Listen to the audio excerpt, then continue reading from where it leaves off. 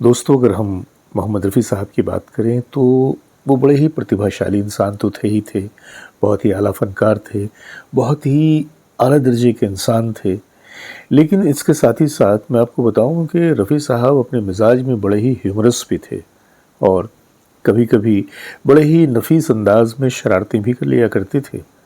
आज मैं आपके सामने रफ़ी साहब की शरारत का एक ऐसा ही क़िस्सा लेकर आया हूँ जिसे सुनने के बाद में आप लोगों के होंठों पर बेसाख्ता मुस्कुराहट आ जाएगी। आइए चलते हैं आज की वीडियो की तरफ। तो बने रहिए हमारे साथ और देखते रहिए अपना मनपसंद चैनल सिनेमाया।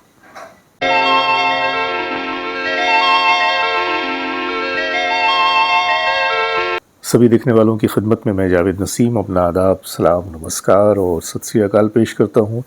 आज आपके सामने रफ़ी साहब की ज़िंदगी का जुड़ा हुआ एक ऐसा क़िस्सा बयान करने जा रहा हूँ जिसके लिए मैंने आपसे कहा कि जिसे सुनने के बाद आप लोगों के होंठों पे एक मद्धम सी मुस्कुराहट आ जाएगी।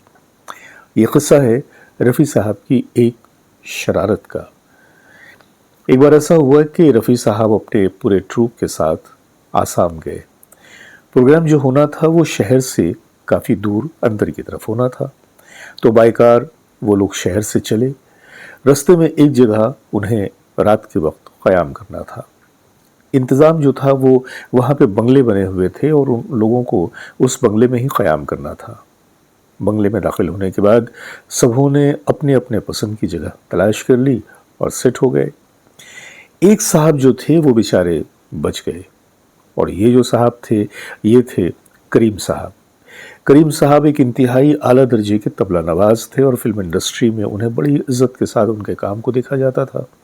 लेकिन करीम साहब यूँ तो रफ़ी साहब के ख़ास तबला नवाज़ थे। रफ़ी साहब उनकी तबला नवाज़ी को काफ़ी पसंद करते थे और करीम साहब का मामला ये था कि गरचे वो ख़ुद को दिखाते तो थे कि बड़े बहादुर आदमी हैं, लेकिन अंदर से बड़े ही बुज़दिल और डरपोक किस्म के आदमी थे और किसी और चीज़ से डरें न डरें, उन्हें भूतों से बहुत डर लगता था। अगर भूतों का जिक्र भी आ जाए तो वो कानों पे हाथ लगाते थे। यह हालत थी उनकी। और उस दिन इत्तेफाक से सारे लोगों को जगह मिल गई। सारे लोगों ने अपनी अपनी पसंद की जगह चुन ली। बेचारे करीम साहब को पास वाले बंगले में जाकर सोना था।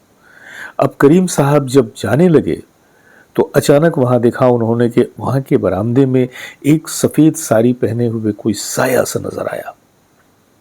अब तो ये बड़े खौफज़दा हुए और खौफज़दा इसलिए हुए कि बातचीत के दौरान रफ़ी साहब को एक शरारत सूझी। उन्होंने कहा कि करीम भाई, आपने कभी किसी भूत को देखा है क्या? भूत कैसे होते हैं? तो करीम साहब ने कहा कि नहीं, मैंने तो कभी किसी भूत को नहीं देखा, अलबत्ता ये सुना है कि वो लोग सफ़ेद लबादे में होते हैं। रफ़ी साहब ने कहा, अच्छा तो आपको भूतों से डर नहीं लगता? तो ये कहने लगे कि नहीं साहब, ऐसे तो डर नहीं लगता, लेकिन अब कोई सामने आ गया फिर तो डरना लाजिम है। तो अच्छा कोई बात नहीं। इस दौरान रफ़ी साहब ने अपने किसी बंदे से कहा कि वो सफ़ेद चादर ओढ़ के ज़रा सामने वाले बंगले के बरामदे में नज़र आए, थोड़ी चलत फिरत करे। वो बंदा जो था वो रफ़ी साहब के कहने के मुताबिक चादर ओढ़कर थोड़ा उसने आना जाना शुरू किया। जब ये उस बंगले की तरफ चले करीम साहब, तो उन्होंने देखा कि बरामदे में एक साया है जो सफ़ेद साड़ी में मलबूस है और वहाँ टहल रहा है। ये तो चीखते हुए भागे वापस इन लोगों के पास आए और कहा कि साहब वहाँ तो कोई भूत है। रफ़ी साहब ने कहा, भूत है? अरे नहीं, वो कोई तुम्हारा वहम होगा, यहाँ पे भूत कहाँ से आया? नहीं साहब, मैंने अपनी आंखों से देखा है। रफ़ी साहब ने कहा, अरे भाई, भूत वूत कुछ नहीं होते, तुम्हारी सोच के का ये है मामला, तुम जाओ आराम से जाके सो जाओ। नहीं साहब, भूत तो है, मैंने अपनी आंखों से देखा है और मैं वहाँ नहीं जाऊँगा, मैं तो यहीं सोऊंगा। फिर रफ़ी साहब ने क्या करे, भाई आपके लिए वो बंगला है, आप जाएं वहाँ जाके सो जाएं।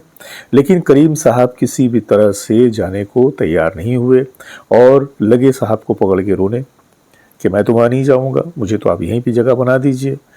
अब जब रफ़ी साहब ने देखा कि उनकी हालत बड़ी गैर हो रही है तो उनके चेहरे पे मुस्कुराहट आ गई और फिर उन्होंने कहा कि जाओ भाई, उस भूत को बुला कर लाओ।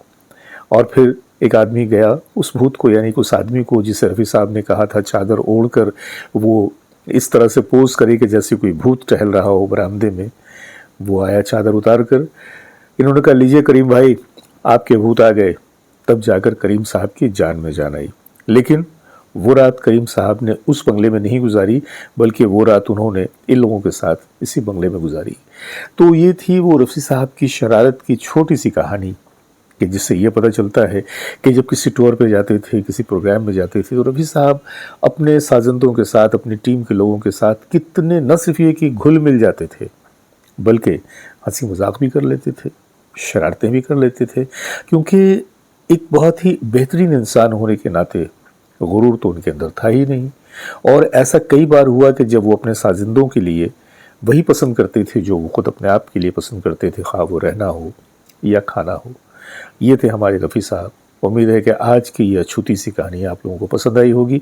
मैं आपको बताऊं कि ये कहानी जो मैंने आज आपको सुनाई है, इसका जिक्र किया था उषा तिमोथी जी ने, क्योंकि उस प्रोग्राम में, उस ट्रूप में उषा तिमोथी जी भी शामिल थीं, और उन्होंने ही यह जिक्र किया कि साहब ने एक ऐसी शरारत की थी कि जब ये बात खुली तो हम सारे के सारे लोग हंसते हंसते लोटपोट हो गए, और करीम भाई बेचारे वो तो बिल्कुल डर के मारे कांप रहे थे। तो आज की कहानी यहीं तक। उम्मीद करता हूँ कि आज की ये कहानी भी आप लोगों को पसंद भी आई होगी, और आप लोगों के चेहरे पे हल्की सी मुस्कुराहट भी आ गई होगी। तो अपने दोस्त जावेद नसीम को इजाज़त दीजिए, बहुत सारी मोहब्बतों के साथ। नमस्कार।